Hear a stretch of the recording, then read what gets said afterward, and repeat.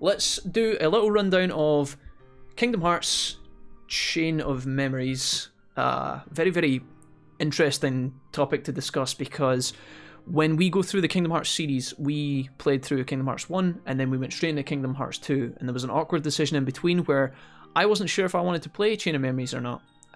A small portion of the community wanted to play this game. A lot of people said it was important, and then a lot of people, the vast majority, at least within our community, said Chain of Memories is kind of important lore-wise. Obviously, there is canon content there in terms of the story between Kingdom Hearts 1 and 2, but a lot of people said you can kind of skip it.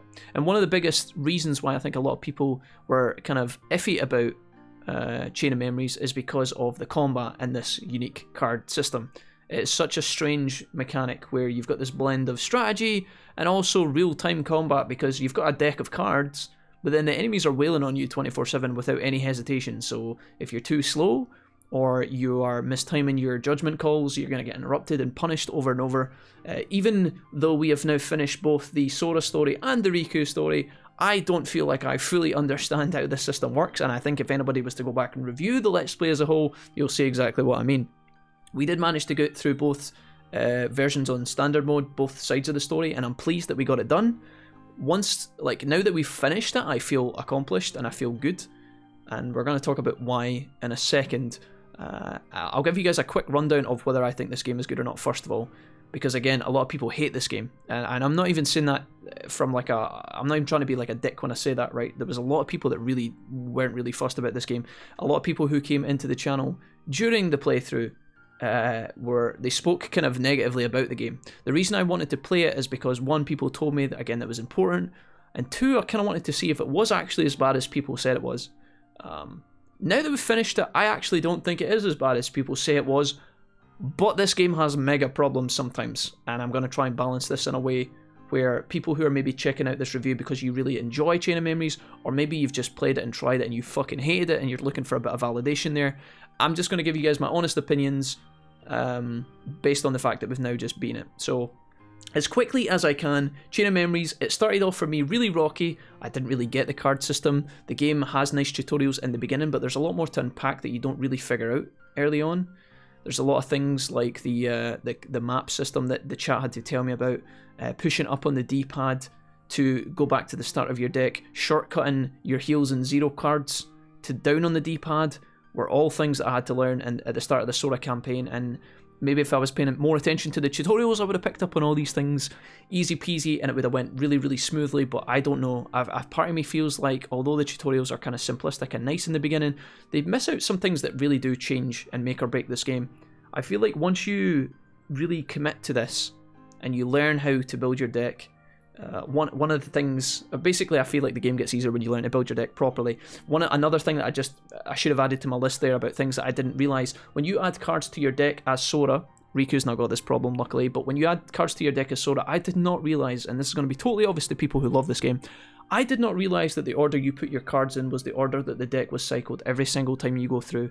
Now, to again an experienced player, that's like an obvious thing, but in the beginning it took me like 2 or 3 hours to realise that. So then when I figured out I could order my deck in a way that when my cards come up through the deck automatically in every single boss fight, I can just slight, heal, slight, do some other kind of combos in between, I realised the kind of technique and the kind of tactics that the game wants you to pursue. And when you get that, the game starts to open up a little bit. Now, it might still annoy people even past this, because there's a lot of frustration in this game. When you're trying to queue up a heal and then it gets cancelled, if you try and queue up an attack like a slight and then it gets cancelled, when you start panicking in a fight, this is some stuff you have to just learn by trial and error. And if you drop the game and give up on it, then you're never going to experience this kind of tiny victory that you get. I don't know if it totally weighs up and makes me feel better about the whole experience, but when you do start to realise, okay, when he's doing a slight, I cancel it with zero, now I can go in for my, my heal. But you have to learn, you don't just use heals on their own for the most part. If you use your heal on your own, the boss or the enemy is going to cancel that as well. So you have to find a window where you do attack, heal, attack, wait for the enemy to attack you, and then attack with yours, and hopefully you don't get interrupted. There's a lot to learn, and once you get these things down, it does make the game better, but again, I feel like a lot of people will stumble around with this. This game is very challenging, and I think that back in the day, or even just today, young people who might try to play this game will have a really tough time with it. The difficulty spikes in this game are a bit uneven. I feel like you're playing through the beginning of the game and everything's kind of smooth sailing, and then you get to your first kind of major challenge, which for us, it was, I think it was perhaps Riku fight number 1, or maybe it was Vexen in Sora's campaign, and it really did kind of catch me off balance, and I was like, okay, I need to totally reorganize my deck. I really need to try and learn how to time the moves so that I'm interrupting him. I need to find slights that are powerful enough to do damage to him and also maintain like a CC lock on the boss in the fight. There's probably a million different ways you can play this game, and for that reason I think that the game needs to be credited.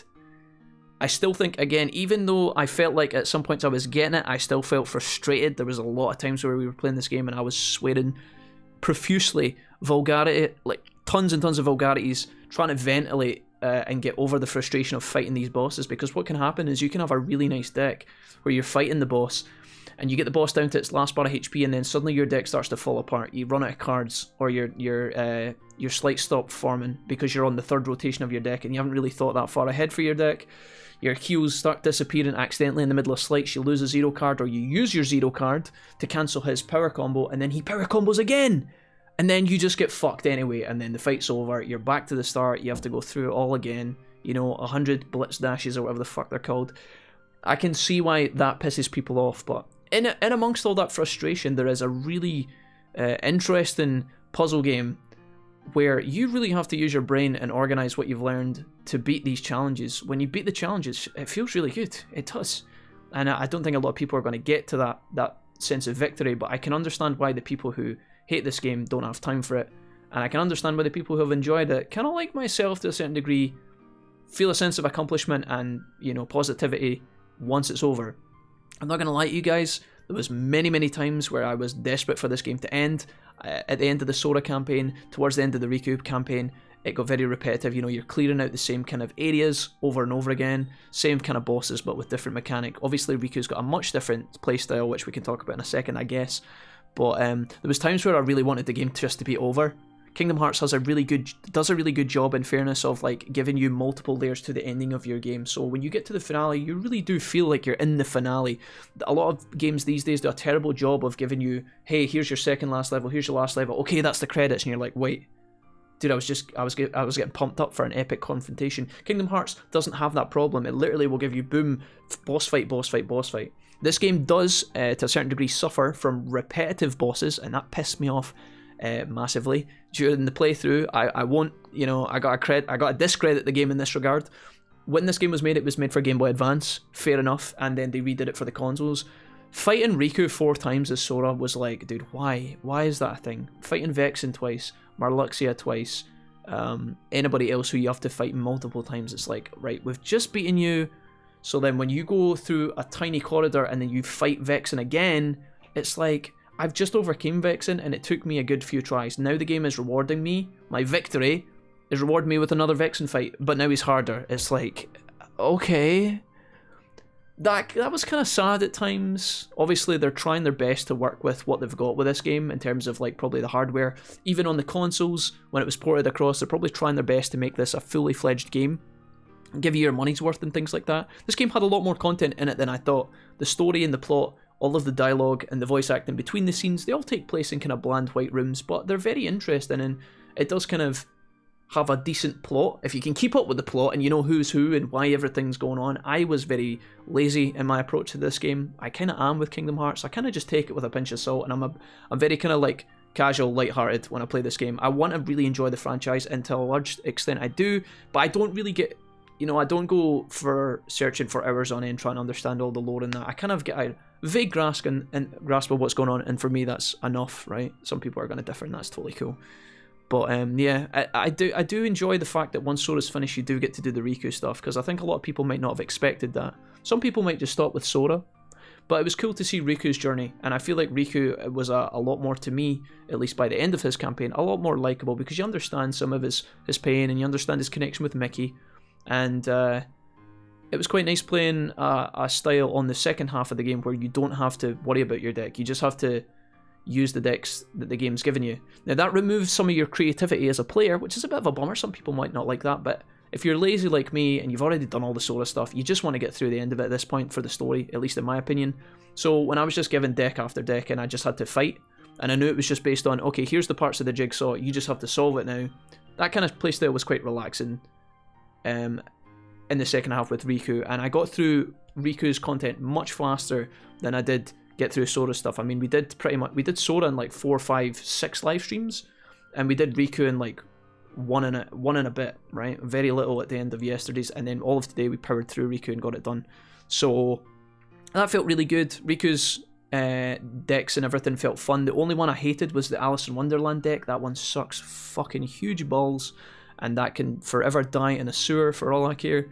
But other than that, yeah, this is a very unique game. It's very unusual. Obviously, the card system is very, very strange. When you guys told me about it, I was kind of excited because I quite like card games in terms of video card games where you can like build decks and stuff. Again, for the most part, I feel like I had a positive response to this game, but there was definitely moments of frustration. There was definitely times where I wanted to turn the game off. I wanted to uninstall it, never look at it again.